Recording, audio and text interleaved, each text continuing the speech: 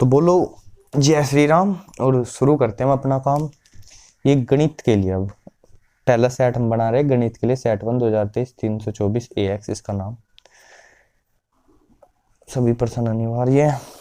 तो question number 1 है क्या कि अवकल समीकरण थी D square Y upon D x square बराबर Y plus D Y by D X और इसकी पावर 1/5। इसकी घात बतानी, इसकी घात कितनी होगी।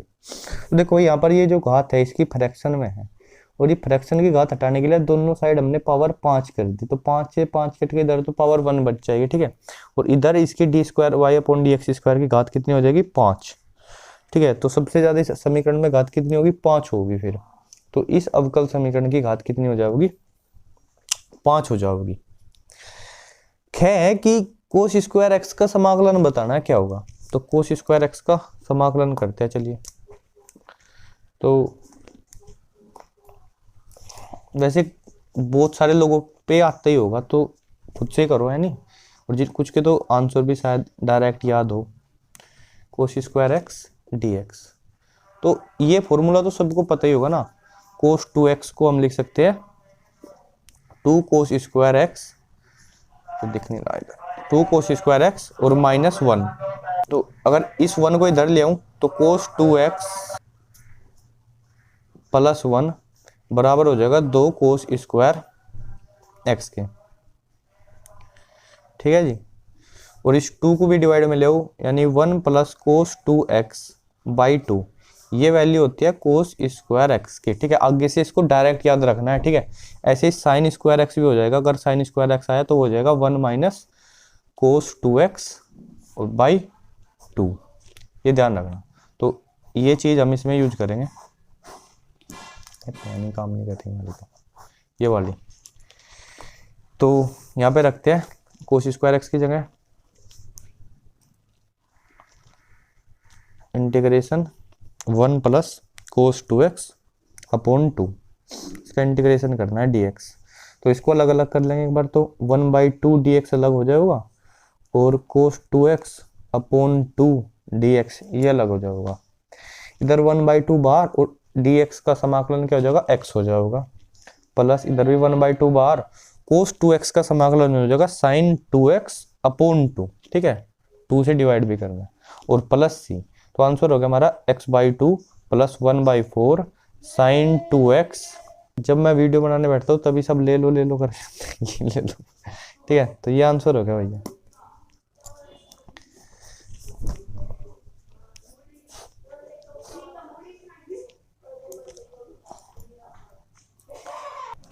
तो ये हो गया भाई इसका आंसर, ठीक है जी। ये x/2 plus 1/4 sign 2x plus c, ये दिख रहा होगा, अगर अब तो दिख गया होगा। अब नेक्स्ट क्वेश्चन है ये कि ये जो दो सदिश है 2i प्लस जे प्लस 3 के और 3i माइनस 2j प्लस के, इनके बीच का कोण होगा, ठीक है। तो देखो यार, तुम्हें ये दो सदिशों के बीच के कोण का फॉर्मूला याद होना ही चाहिए, ठीक है। और जिन जिनके फॉर्मूला याद है वो वीडियो पॉज करो और सवाल कर दो खुद से, ठीक है। और जिनको नहीं पता वो इधर आ जाओ। देखो अगर दो सदिश है, ए वेक्टर है और बी वेक्टर है, ठीक है, इनके बीच का कोण क्या होगा, थोड़ा सा ऐसे ही हो जाएगा, के बीच कोण होगा कोस थीटा बराबर a डॉट बी बटे a का परिमाण और b का परिमाण, ये होता है, ठीक है। और एक बात और, जिनको बिल्कुल बेसिक भी नहीं पता, अगर a वेक्टर ऐसे हो xi plus y j cap plus z k cap, तो इसका परिमाण जो होगा वो क्या होगा अंडर रूट में x square plus y square plus z square, ये परिमाण हो जाएगा, ठीक है। ऐसे यहाँ पर a वेक्टर की जगह क्या है 2i प्लस जे प्लस 3 के कैप है, तो 2i प्लस कोस थीटा बराबर ऐसे लिख लेते हैं, कोस थीटा बराबर 2i plus 3j, sorry j plus 3 के, तो 3 के कैप लिख लो इसको प्लस j कैप, और इसकी डॉट प्रोडक्ट होगा इसके साथ 3i minus 2j plus k cap, तो 3i cap minus 2j plus K minus 2j cap plus k cap, ठीक है। और डिवाइड में अंडर रूट इसका परिमाण, तो 2 का स्क्वायर प्लस 3 का स्क्वायर प्लस, लाल से ही करते हैं, पेन कहाँ गई,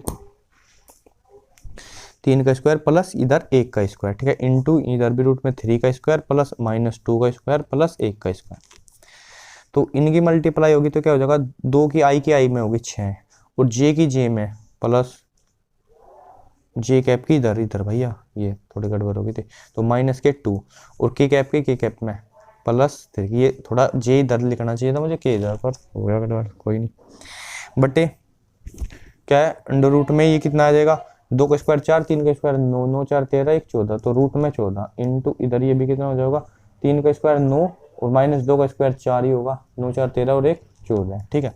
तो कोस थीटा की वैल्यू क्या आ गई, कोस थीटा बराबर हो गया 6 में तो 2 गया, 4 3 7 और रूट 14 हो जाएगा 14 ही, तो 7/14 कट के कितना हो गया 1/2, तो कोस थीटा बराबर 1/2 हो तो थीटा कितना हो जाएगा, थीटा हो जाएगा 60 डिग्री, ठीक है।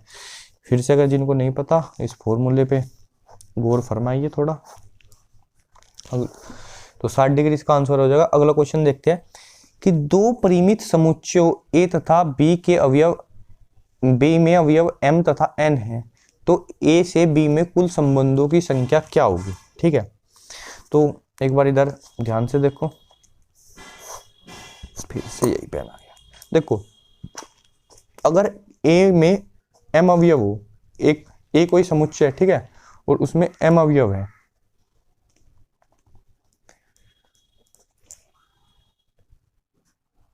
और b में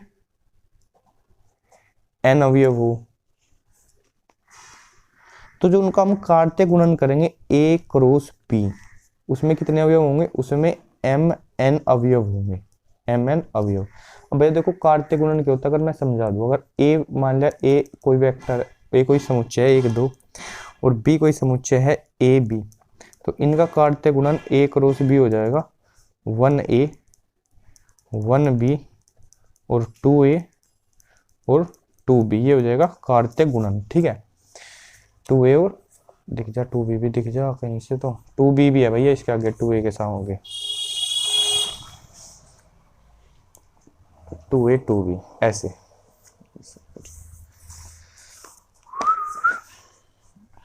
टू ए टू बी। तो हम क्या कहते हैं, ए में अगर m अवयव हो, b में n अवयव हो, a क्रॉस b में m n अवयव, देखो इसमें दो थे ए बी में, और a क्रॉस b में कितने अवयव हो गए, 4 अवयव हो गए। अब जो संबंध होता है r क्या होता है, वो a क्रॉस b का ही एक उप समुच्चय होता है। a क्रॉस b का क्या होता है, एक उप समुच्चय होता है। अगर किसी समुच्चय में mn अवयव है, किसी समुच्चय में mn अवयव है, तो उसके उप समुच्चयों की संख्या होगी 2 की पावर mn, ठीक है। जितने भी उसके अवयव होंगे 2 की पावर वही उतने उसके क्या होंगे, उप समुच्चय होंगे। तो a क्रॉस b के कितने उप समुच्चय होंगे, 2 की पावर mn, तो इतने ही संबंध हो सकते हैं a टू b में। तो a से b में संबंधों की संख्या क्या हो जाएगी, 2 की पावर mn हो जाएगी। तो इसका आंसर क्या है, 2 की पावर mn। नेक्स्ट क्वेश्चन है ये, अगर a बराबर हो 1 2 3 और b बराबर हो 2 3 4, तो निम्न में से a से b में फलन होगा, इनमें से कौन सा जो होगा 1 1 1 3, ये जो 4 ऑप्शन है इनमें से कौन सा a टू b में एक फलन हो सकता है। तो देखो पहले वाले को ड्रॉ करते हैं, जैसे a बराबर तो क्या है, a तो है 1 2 3 और जो b है, b कितना है, b है 2 3 4, ठीक है जी। और पहले में दे रखा है कि एक का संबंध 2 के साथ है और एक का ही संबंध जो है वो 3 के साथ भी है, 2 के साथ और 3 के साथ। ऐसा नहीं हो सकता, अगर किसी फलन में एक का संबंध की मतलब f1 रखे तो 2 भी आ रहा है, f1 रखे तो 3 भी आ रहा है, भैया ये तो संभव ही नहीं है, ऐसा नहीं होना। तो ये फलन क्या होगा, ये तो फलन नहीं है। दूसरा लेते हैं, दूसरे में क्या हो रखा है देखते हैं, 1 का रिलेशन 3 के साथ और 2 का रिलेशन 4 के साथ, 1 का 3 और 2 का 4, लेकिन ये 3 तो बच गया, इसका तो किसी के साथ रिलेशन नहीं है। तो ऐसा नहीं हो सकता, मतलब प्रांत की साइड में कोई भी अवयव जो है बच नहीं सकता, ठीक है, प्रांत की साइड में कोई भी अवयव बच नहीं सकता, इसलिए ये भी फलन नहीं है। तीसरा में क्या है, तीसरा में 1 का 3, 2 का 2 और 3 का भी 3, मतलब ऐसे ये b है 1 2 3 और 2 3 4, तो 1 का रिलेशन तो है 3 के साथ, 1 का रिलेशन 3 के साथ, 2 का रिलेशन 2 के साथ है और 3 का भी रिलेशन 3 के साथ है, 3 का। अब देखो इधर कोई बचा नहीं, कोई नहीं बचा, एक भी अवयव जो है नहीं बचा, पहली चीज। और दूसरी चीज जो है एक के दो भी नहीं गए, ठीक है, भले ही यहाँ पर इधर दो अवयव आकर के पहुंच गए, ये पहुंच गए, इससे कोई दिक्कत नहीं है, ठीक है। मतलब ऐसा हो सकता है कि f1 की वैल्यू भी 3 हो और f3 की वैल्यू भी 3 हो, ऐसा हो सकता है, लेकिन ऐसा नहीं हो सकता कि f1 की वैल्यू 2 भी हो, f1 की वैल्यू 3 भी हो जाए। तो ये तो हो सकता है, ये बहुएक की फलन हो जाएगा बस। तो ये क्या है, ये फलन है। और चौथे ऑप्शन में क्या है, चौथे ऑप्शन में भी देखो 3 का 2 भी वैल्यू है, 3 की 4 भी वैल्यू है, तो ये भी नहीं हो सकता। तो इसका आंसर क्या सही हो जाएगा, इसका आंसर सही हो जाएगा ये थर्ड ऑप्शन। एक्चुअली मैंने इसकी ना वीडियो रात बना ली थी थोड़ी थोड़ी, लेकिन किसी कारण से मुझे दोबारा बनानी पड़ रही, इसलिए कहीं ना कहीं देखो ये लाइन और टिक वगैरह लग रखे है पहले ही, पहला क्वेश्चन पहले ही रखा था। अब नेक्स्ट क्वेश्चन देखते हैं। ये है कि सिद्ध कीजिए कि फलन f(x) x³ माइनस 3 अगर x का मान 2 से छोटा या 2 के बराबर हो, और x² + 1 अगर x का मान 2 से बड़ा हो। ये x बराबर 2 पर क्या है, सतत फलन है, ये हमें सिद्ध करना है, ठीक है जी। तो हम क्या करते हैं, इसके लिए लेफ्ट लिमिट लेते हैं। 2 का क्या है, अगर मैं लिखूं लेफ्ट हैंड लिमिट तो क्या होगी, लिमिट h टेंड्स टू, क्या ही दिक्कत है, h tends to 0 f(x) minus h, ठीक है जी, ये होता है। तो देखो जब x की वैल्यू 2 माइनस h लिखे ना, x बराबर 2 पर जो लेफ्ट हैंड लिमिट होगी, तो यहाँ पर सीधा 2 माइनस h कर देंगे, ठीक है। और जब x की वैल्यू 2 से हल्की सी कम होगी तो क्या फंक्शन ये लिया जाएगा, x³ माइनस 3। तो यहाँ पर ये बन जाएगा लिमिट h टेंड्स टू 0, और x की जगह 2 माइनस h लिख रहा है, तो 2 माइनस h की पावर 3 और माइनस 3। अब इसमें h की जगह 0 रख देते हैं, तो 2 माइनस 0 की क्यूब और माइनस 3, 2 की क्यूब कितनी आएगी, 8 आएगी, 8 माइनस 3 इक्वल टू 5। तो लेफ्ट हैंड लिमिट कितनी आ गई, लेफ्ट हैंड लिमिट होगी 5। ऐसे ही जो राइट हैंड लिमिट निकाल लेंगे, राइट हैंड लिमिट क्या होगी, लिमिट h टेंड्स टू 0 और f2 प्लस h, ये होगा h tends to 0 f2 plus h।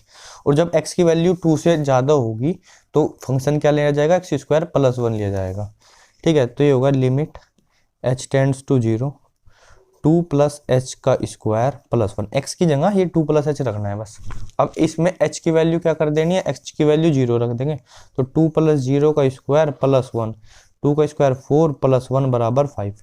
तो राइट हैंड लिमिट भी क्या आई, 5 आई, लेफ्ट हैंड लिमिट भी 5 आई थी। और अगर f2 निकाल ले, तो जब x की वैल्यू 2 के बराबर हो सकती है तो फंक्शन क्या लेना है, तो भी x³ माइनस 3 लेना है।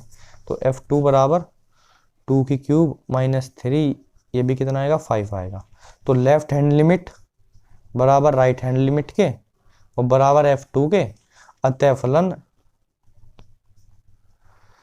x बराबर 2 पर क्या है, सतत है।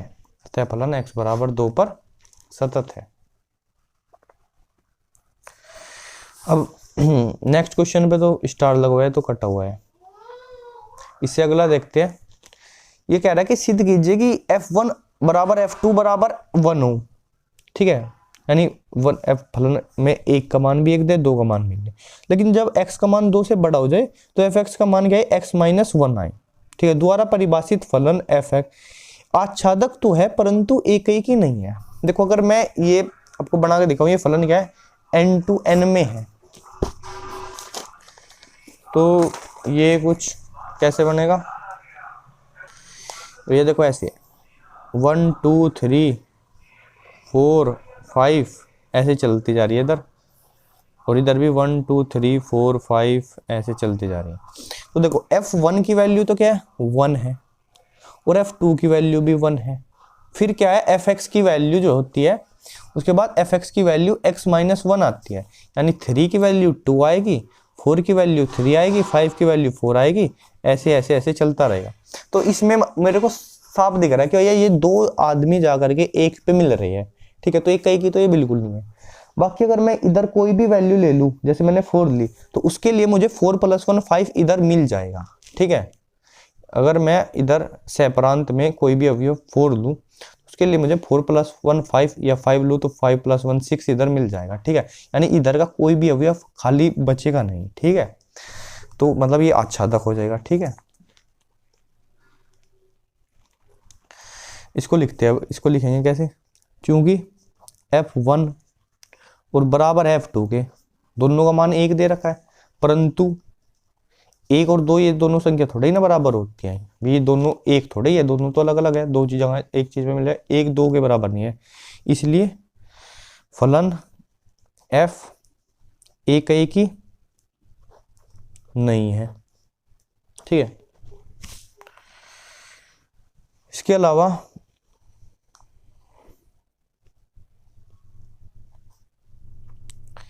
अलावा क्या लिखूं, मतलब हिंदी विंदी लिखने में तो थोड़ा गड़बड़ होती है। सहप्रांत n के प्रत्येक अवयव के लिए प्रांत n में प्रत्येक अवयव y लिख लेते हैं, y के लिए प्रांत n में अवयव x + 1 उपस्थित है। इस चीज को ऐसे लिखेंगे कि भैया अगर हम मान ले कि fx जो है वो y के बराबर है, यानी x की जो इमेज है वो y है, प्रतिबिंब इसका, तो fx की वैल्यू क्या है, x - 1 बराबर y, या x बराबर y + 1, सॉरी y + 1 लिखना था यहाँ पर, अवयव y प्लस। तो मतलब अगर कोई भी सहप्रांत में अवयव y होगा तो उसके लिए y + 1 नाम का एक अवयव क्या होगा, मेरे प्रांत में उपस्थित होगा। ठीक है, ओवरऑल y बिलोंग करते हैं n सहप्रांत के लिए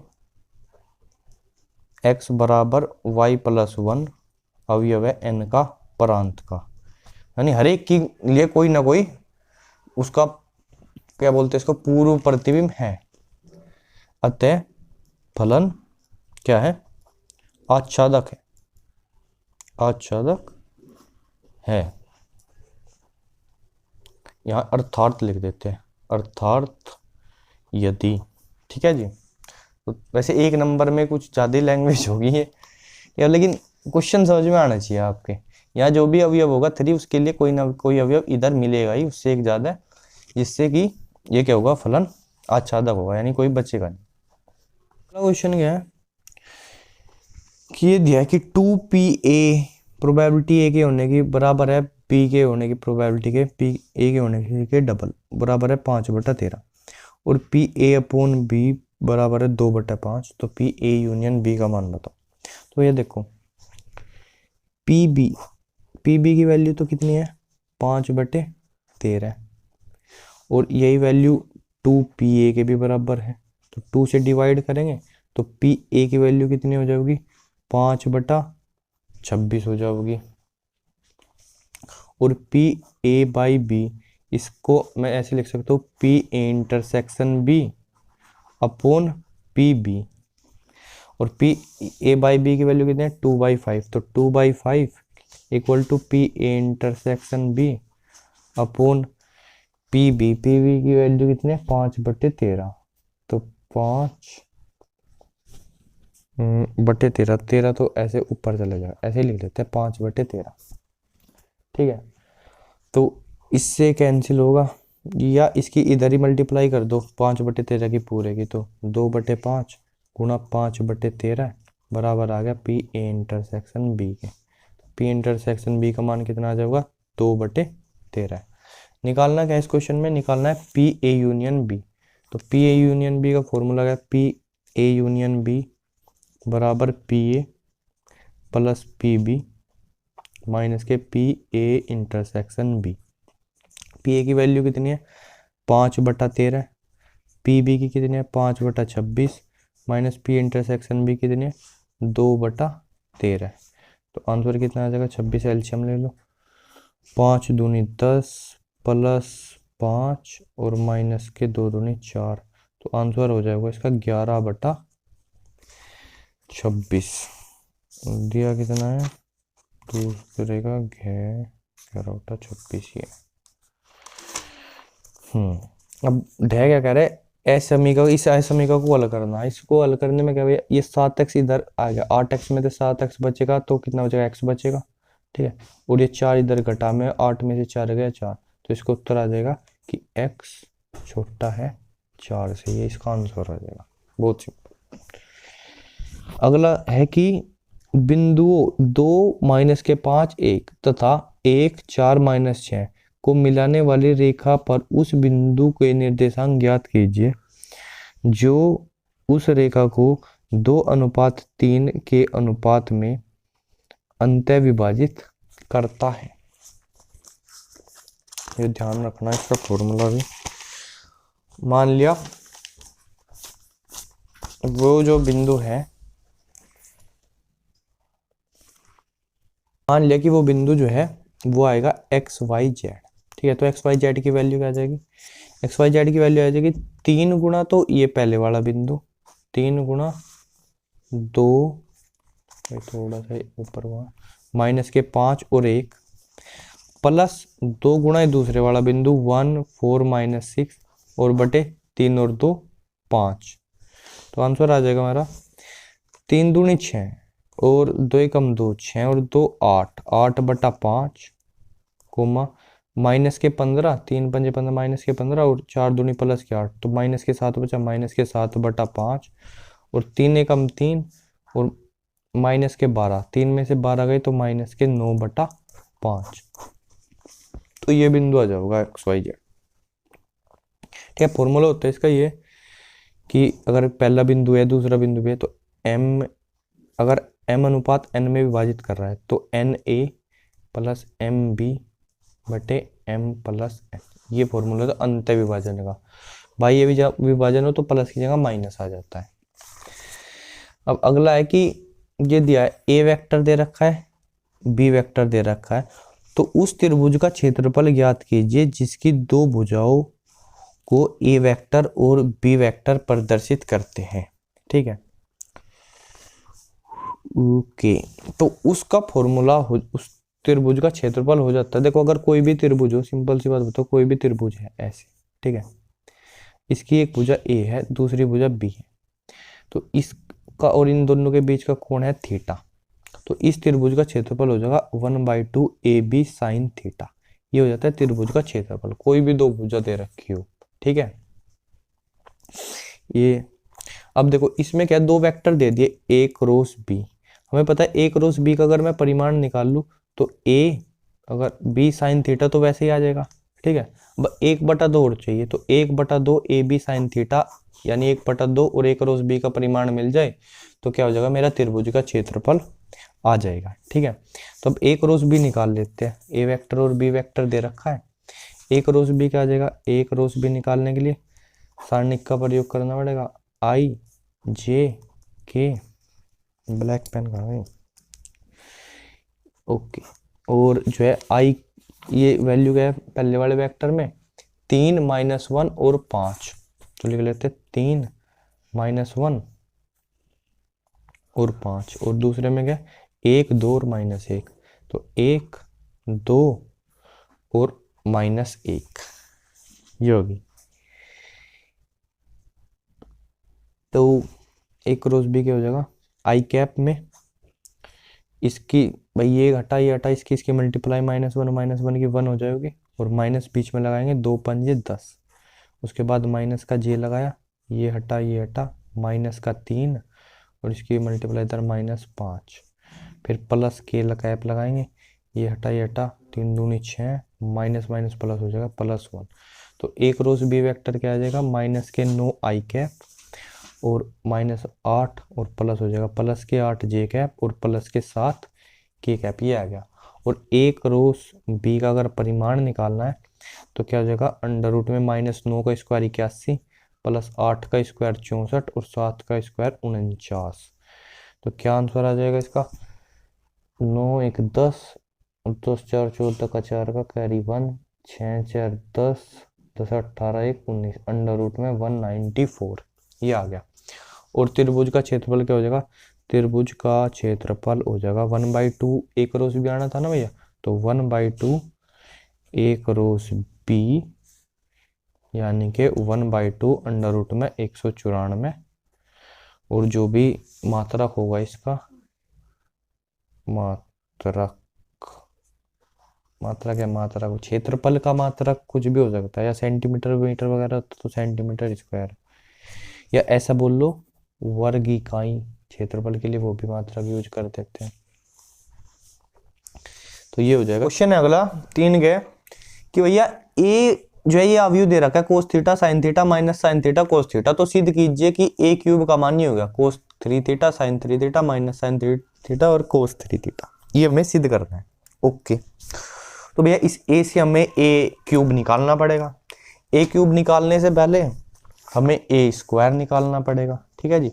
और a स्क्वायर क्या हो जाएगा? a स्क्वायर हो जाएगा a वेक्टर इंटू a ओहो यार वेक्टर क्यों आता है मेरे दिमाग में, a अवयव गुणा a अवयव, ठीक है जी। और a अवयव क्या है? a अवयव है cos theta sin theta, cos theta sin theta और माइनस sin थीटा, ठीक है। और इसी अवयव की इसी में गुणा करनी है, ठीक है जी।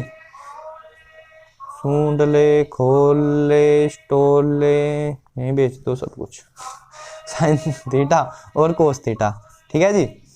और इसकी तो ये हो गया जी, इसकी मल्टीप्लाई करते हैं। अब देखो अवयव की मल्टीप्लाई वैसे सबको पता होना चाहिए क्या होती है, इस क्या बोलते हैं इसको, रो की मल्टीप्लाई इस कॉलम में होगी, ठीक है। तो कोस थीटा की मल्टीप्लाई कोस थीटा में क्या हो जाएगा? कोस स्क्वायर थीटा हो जाएगा, ठीक है जी। और फिर साइन थीटा की मल्टीप्लाई माइनस साइन थीटा में, तो माइनस साइन स्क्वायर थीटा हो जाएगा। अब क्या होगा? अब इसी की मल्टीप्लाई यहाँ पे होगी, यानी कोस थीटा की मल्टीप्लाई साइन थीटा में होगी, कोस थीटा साइन थीटा। और फिर साइन थीटा की मल्टीप्लाई कोस थीटा में plus sign theta cos theta,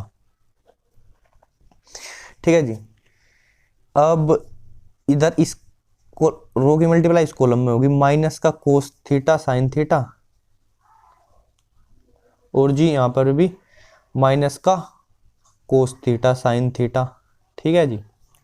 और अब इधर कोस थीटा की मल्टीप्लाई, अब इसकी मल्टीप्लाई इसमें होगी, यानी माइनस के साइन थीटा की मल्टीप्लाई साइन थीटा में माइनस का साइन स्क्वायर थीटा, और जी कोस थीटा की मल्टीप्लाई कोस थीटा में तो प्लस का कोस स्क्वायर थीटा, ये होगी।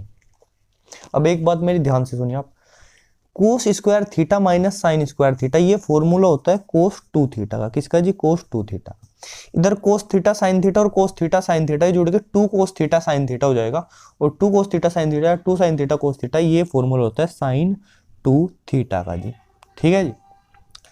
इधर ऐसे ही अगर मैं माइनस कॉमन ले लूं तो ये भी सेम टू सेम ऊपर वाले जैसे बनेगा, तो ये हो जाएगा माइनस का साइन 2 थीटा, और इधर फिर से ये क्या है? कोस स्क्वायर थीटा और माइनस साइन स्क्वायर थीटा, तो ये क्या बन गया? कोस 2 थीटा। तो जी ए स्क्वायर की वैल्यू क्या आ गई? ए स्क्वायर की वैल्यू ये आ गई cos theta sine 2 theta minus sine 2 theta और कोस 2 थीटा। अब ए क्यूब निकालना है। ए क्यूब निकालने के लिए जी ए स्क्वायर में फिर से ए की मल्टीप्लाई करेंगे, तो ये जो ए स्क्वायर है कोस 2 थीटा साइन 2 थीटा माइनस का साइन 2 थीटा कोस 2 थीटा, इसमें करते हैं मल्टीप्लाई एक, यानी कोस theta sine theta minus sine theta और जी कोस थीटा, तो मल्टीप्लाई करते हैं। इधर देखो क्या होगा, कोस इस रो की इस कॉलम में होगी तो कोस 2 थीटा की मल्टीप्लाई कोस थीटा में होगी, कोस थीटा और कोस 2 थीटा और माइनस साइन थीटा जी और साइन 2 थीटा, ये मल्टीप्लाई होगी इसकी से इससे। अब इधर होगी, अब इस कोस 2 थीटा की मल्टीप्लाई इस साइन थीटा में होगी, तो साइन थीटा कोस 2 थीटा और जी plus cos theta sine 2 theta, cos theta sine 2 theta है जी।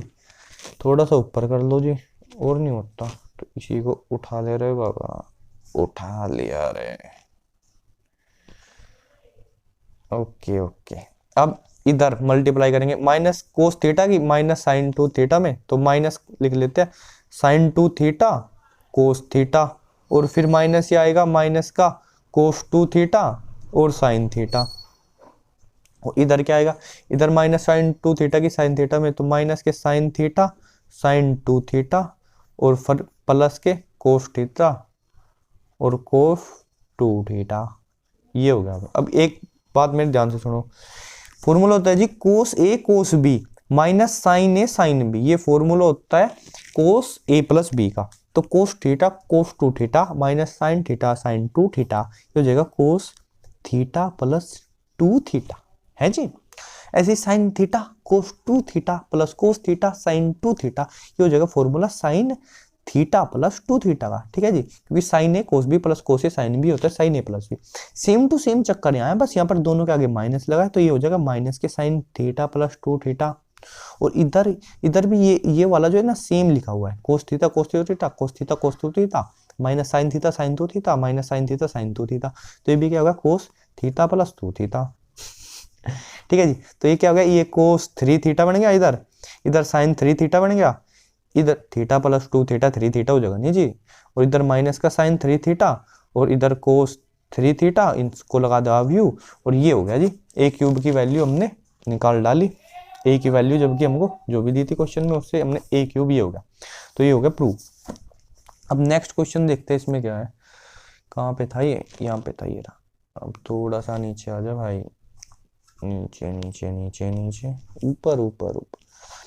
ये कह रहा है कि पूर्णांकों 1 से 11 तक में दो पूर्णांक यादृच्छा चुने जाते, भाई दो चुन लो कैसे, यदि उनका योग सम है, यदि उनका जो योग है वो क्या है, सम है, तो प्रायिकता ज्ञात कीजिए कि दोनों पूर्णांक विषम है।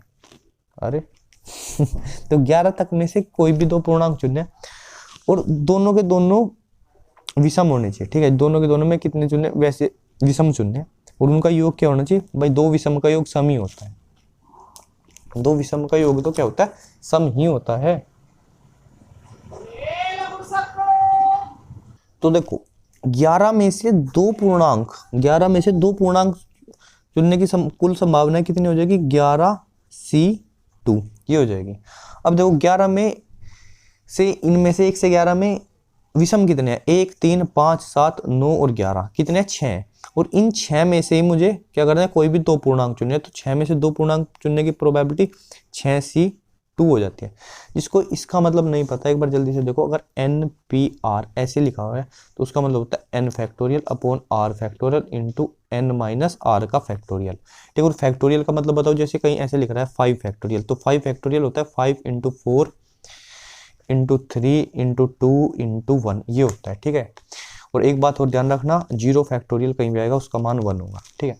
ओके, तो अब यहाँ देखो, तो 6C2 का मान क्या हो जाएगा, 6C2 का मान ऐसे करके निकाल लोगे ना, तब 6 का फैक्टोरियल बट्टे भैया 2 का फैक्टोरियल और 4 का फैक्टोरियल बट्टे ये क्या हो जाएगा 11 का फैक्टोरियल और गुणा 9 का फैक्टोरियल, और सॉरी बट्टे में करना है ना, बट्टे में 2 का फैक्टोरियल और 11 में से 2 का 9 का फैक्टोरियल, ये हो गया। तो इससे तो ये कैंसिल हो गया, है नहीं जी। अब देखो इधर 6 का फैक्टोरियल क्या होगा, 6 गुणा 5, 4 गुणा 3 गुणा कैसे करना पड़ेगा, तो उसको 4 का फैक्टोरियल लिख देंगे बट्टे 4 का फैक्टोरियल, और बट्टे इधर भी 11 गुणा 10 गुणा उसको 9 का फैक्टोरियल लिख देंगे बट्टे में 9 का फैक्टोरियल। इससे कैंसिल, इससे कैंसिल, ठीक है जी। और जो है इस 5 से ये 10 कैंसिल हो गए, 5 से 10 कैंसिल हो रखा है भी या नहीं, 6 पंजे 30 11 नाम 110,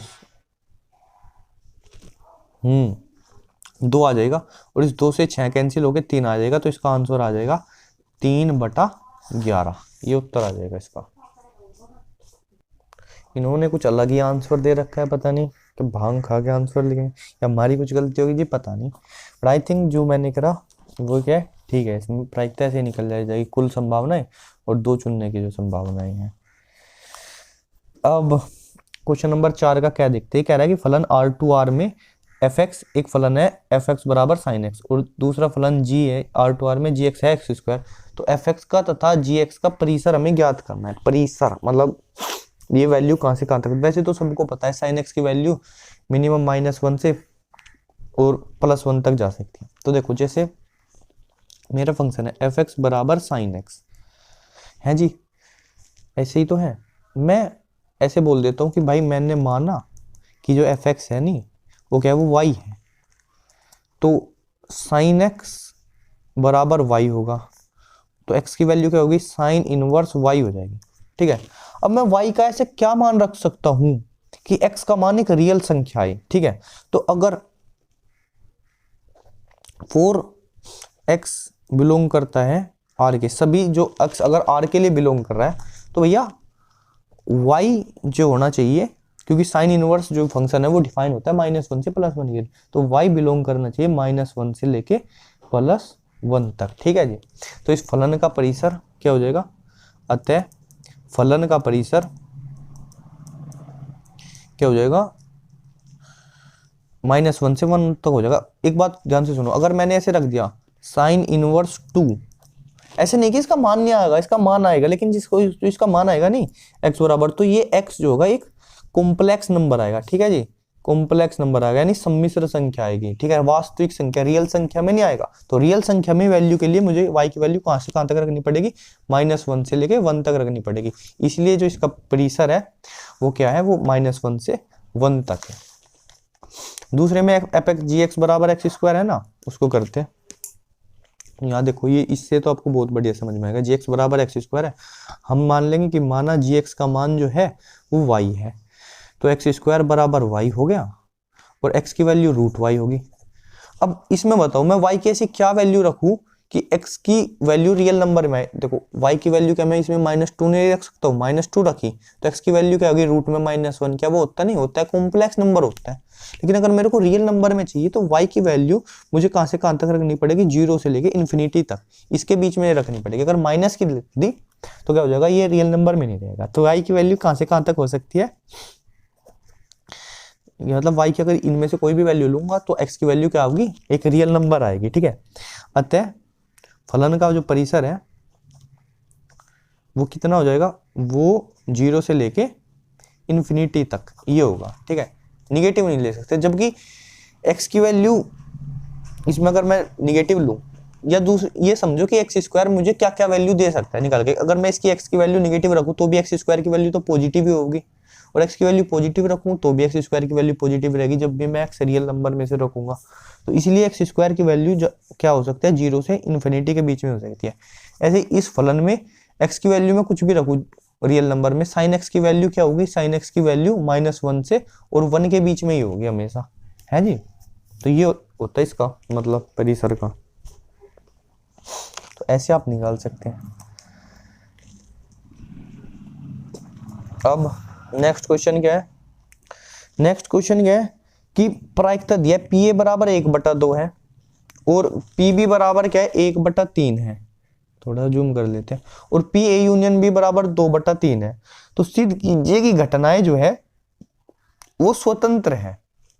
तो देखो भाई, पी ए कितना दिया, 1/2 दिया, और पी बी 1/3 दिया, और पी ए यूनियन बी 2/3। मैंने अभी एक फॉर्मूला बताया था आपको कि पी ए यूनियन बी बराबर है P A plus P B और minus P A intersection B के, है जी, बताया था। ऊपर आ जाओ, ऊपर ऊपर ऊपर। तो पी ए यूनियन बी का मान कितना है, पी ए यूनियन बी का मान है 2/3 बराबर पी ए का 1/2 प्लस पी बी का 1/3 और minus P A intersection b, है जी। अब देखो इसको घटा में ले जाएंगे, 2/3 में से 1/3 का 1/3, 1/3 में से 1/2 घटाए में जाएगा तो -1/6 आएगा। कर लियो यार, इतनी तो गुणा घटा तो आप कर ही सकते हो, 12 में हो तो माइनस से माइनस कट गया, पी ए इंटरसेक्शन बी बराबर क्या आ गया, 1/6 आ गया। और दूसरी चीज अगर मैं p a into p b निकाल लू, p a into p b, इसकी वैल्यू क्या आ जाएगी, देखो इसकी वैल्यू क्या आ जाएगी, 1/2 गुणा 1/3, इतनी आ गई 1/6। अगर देखो अगर पी ए इंटरसेक्शन बी और p a into p b अगर ये दोनों बराबर हो तो वैसी जो घटनाएं होती है वे क्या होती है, वे स्वतंत्र घटनाएं होती है। ठीक है जी, वे क्या होती है, स्वतंत्र घटनाएं। स्वतंत्र घटनाएं के लिए हमें क्या सिद्ध करना पड़ता है, स्वतंत्र घटनाएं के लिए पी ए इंटरसेक्शन बी बराबर है P a into p b के, ये सिद्ध कर दिया। इसका मतलब ये घटनाएं क्या है, ये घटनाएं स्वतंत्र है।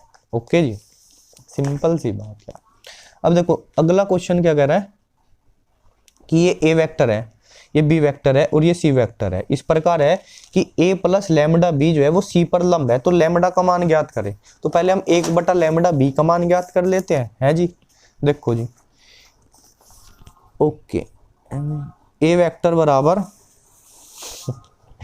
जी कहने की होता है मतलब रखिए 2i plus 2j plus 3k। Okay, lambda B vector क्या होगा, इसमें बी में सीधा लैम्डा की गुणा कर देंगे, तो माइनस के लैम्डा आई कैप प्लस 2 लैम्डा जे कैप जी, और प्लस लैम्डा के कैप। अब हमें क्या निकालना है, हमें A vector plus lambda B vector निकालना है, तो इनको दोनों को जोड़ देते हैं। आई कैप कॉमन लिया तो यहाँ पर देखो 2 में माइनस का लैम्डा जोड़ेगा तो 2 माइनस के लैम्डा आई कैप प्लस यहाँ 2 प्लस 2 लैम्डा जे कैप और प्लस 3 प्लस लैम्डा के कैप, ये ऐसे जुड़ गए। ठीक है, ये आ गया ए प्लस, थोड़ा ऊपर जाना पड़ेगा अब तो, ए प्लस लैम्डा बी वेक्टर, ये आ गया। अब क्या करना है हमें कह रखा है इसने कि ए प्लस लैम्डा बी वेक्टर जो है वो सी वेक्टर पर लंब है, और सी वेक्टर क्या है 3i प्लस जे है खाली। देखो अगर ए वेक्टर और बी वेक्टर लंब हो तो जो ए डॉट बी होता है ना, ए डॉट बी जिसकी वैल्यू क्या होती है ए बी कोस थीटा है, तो कोस 90 हो जाएगा और कोस 90 की वैल्यू 0, तो उसकी वैल्यू 0 आ जाएगी। तो अगर ये दोनों वेक्टर लंब है तो इसकी प्रोडक्ट जब मैं ए प्लस लैम्डा बी की प्रोडक्ट करूंगा सी प्रोडक्ट के साथ, वो क्या आएगी 0 आएगी, क्योंकि ए प्लस लैम्डा बी वेक्टर जो है वो लंब है किस पे, सी वेक्टर पे। ओके, तो इसकी सी वेक्टर लिख लो एक बार और उसके साथ डॉट प्रोडक्ट करते हैं फिर। तो सी वेक्टर क्या है, सी वेक्टर है मेरा 3i कैप और प्लस जे कैप, ये है। तो देखो इसकी इसमें प्रोडक्ट करनी है, तो आई वाले की आई वाले में गुणा, यानी 2 माइनस लैम्डा की गुणा होगी 3 के साथ, प्लस 2 लैम्डा इसकी गुणा हो जाएगी, जे की वैल्यू तो 1 ही है 1, और प्लस इधर सी कैप तो 0 की कैप है, तो की कैप वाले को तो भूल जाओ और बराबर रख दो 0, क्योंकि जो क्रॉस मल्टीप्लाई है वो क्या है, वो 0 के बराबर है। ठीक है जी भाई, A plus lambda B dot C तो 0 है ना, तो हमने मल्टीप्लाई करी, ए प्लस लैम्डा बी ये रहा, सी ये रहा, इनकी मल्टीप्लाई करी, आई वाले की आई वाले के साथ, जे वाले की जे वाले के साथ, जे में इधर 1 है और के वाला इधर ये के साथ, प्लस 0 और लिख लो, ऐसे लिख लो प्लस 0 बराबर क्या लिखना है 0 लिखना है। तो इधर की 3 दूनी 6 माइनस के 3 लैम्डा प्लस 2 लैम्डा बराबर 0, तो 6 और 2 8 हो गया, और माइनस लैम्डा बराबर 0 या 8 बराबर लैम्डा, तो लैम्डा का मान कितना आ गया इसमें 8 आ गया। कितने सिंपल सवाल है, मजा आ रहा है। अगला क्वेश्चन क्या है, ये अवकल समीकरण है x minus y d y और माइनस के x plus y d x बराबर 0 से हल करना। देखो x minus y d y है, x minus y d y है, और माइनस लग के क्या है x plus y d x बराबर है 0।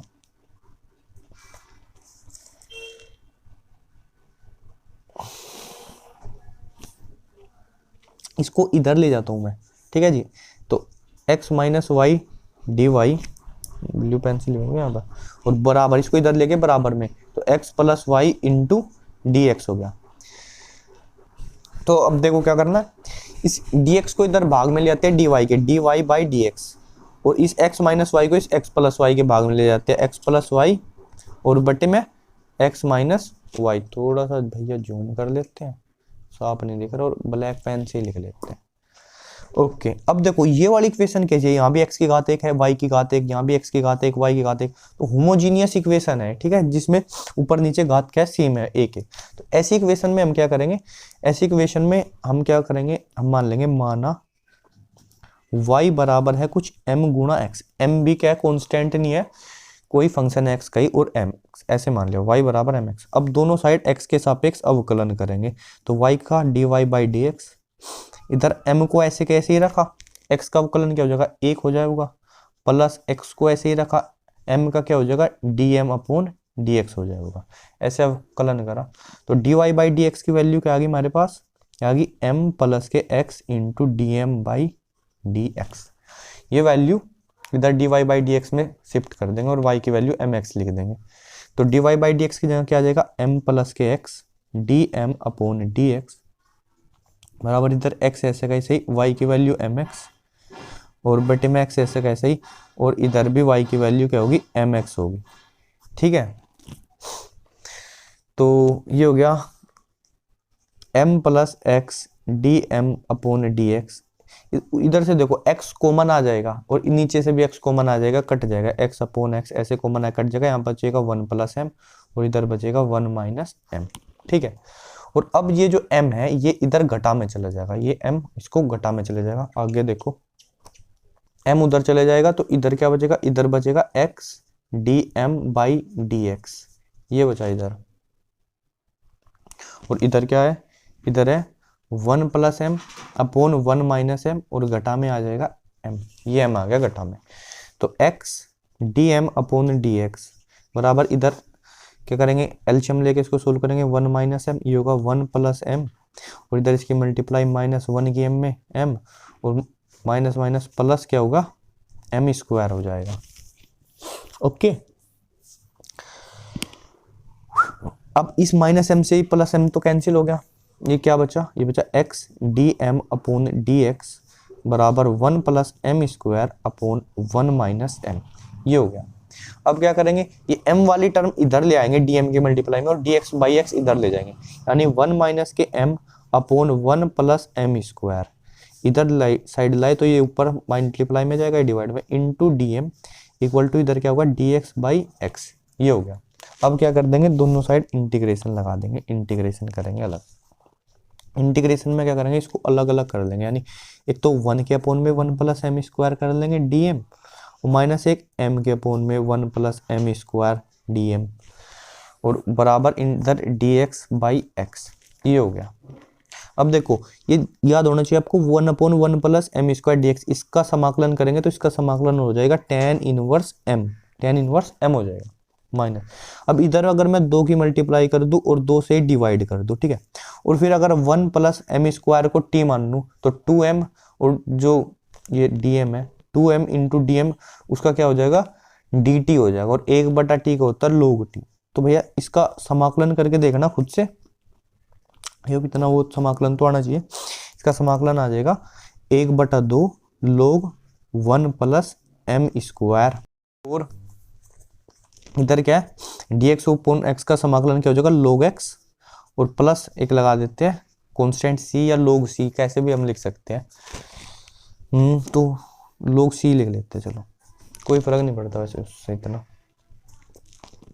तो इधर अब m की देखो y बराबर mx मानना था हमने, तो m की वैल्यू क्या हो जाएगी, y अपॉन x हो जाएगी, तो वो लिख देंगे m की जगह tan inverse y upon x minus 1/2 log 1 plus इधर स्क्वायर है तो y square upon x square बराबर log x plus log c। अब स्क्वायर से एलसीएम लेके थोड़ा सा सोल्व कर लेंगे, tan inverse y upon x minus 1/2 log ये कितना हो जाएगा, नीचे एक्स स्क्वायर और ऊपर x square plus y square बराबर log x plus log c। अब यहाँ देखो ये क्या है, इधर log m, ये m मतलब v वाला m मत समझो, अगर log में कुछ भी 1/b ऐसे लिखा है ना तो उसको log a minus log b ऐसे लिख सकते। देखो log के दो फॉर्मूले ध्यान रखो, इधर लिख देता हूँ साइड में। एक तो ये क्योंकि अब ये दोनों के दोनों यूज करने पड़ेंगे यहाँ पे, log m बाई n, इसको लिख सकते हैं हम log m minus log n, पहली चीज तो ये। और दूसरी चीज क्या है, दूसरी चीज है अगर log m की पावर n हो तो वो पावर आगे आ जाएगी n और log m, ये बन जाएगा। ठीक है, जब मैं इस चीज को इधर इस पे अप्लाई करूंगा तो क्या हो जाएगा, tan inverse y by x minus 1/2 log x square plus y square, तो ये तो अलग होगा, और माइनस एक तो इसको माइनस में आएगा वो, और एक माइनस माइनस प्लस हो जाएगा, और 1/2 log जब वो एक्स स्क्वायर है तो इस एक्स स्क्वायर का 2 भी आगे आ जाएगा तो खाली log x बचेगा, 2 से 2 कटेगा तो log x बचेगा खाली बराबर log x plus log c। Okay, अब log x से ये log x कैंसिल हो जाएगा और हमारे पास क्या बचेगा, tan inverse y upon x बराबर, इसको भी जाए इधर ही ले जाओ, 1/2 log x square plus y square और प्लस log c। ठीक है। तो अब देखते हैं इसका आंसर इन्होंने कैसे दे रखा है, वो देख लेंगे एक बार। इतना अंधेरा क्यों है भैया।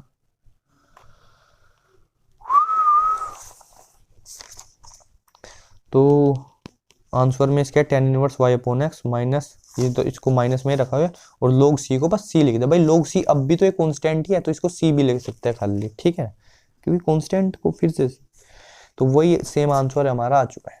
अब नेक्स्ट क्वेश्चन क्या है, कहाँ गए। तो ये 4 तक का हमारे खंड हो गए, 5वां खंड है ये। अगला क्वेश्चन में ये सारणी का क्वेश्चन आ गया कि ये सिद्ध करना ये बराबर इतने के। चलो इसको करते हैं।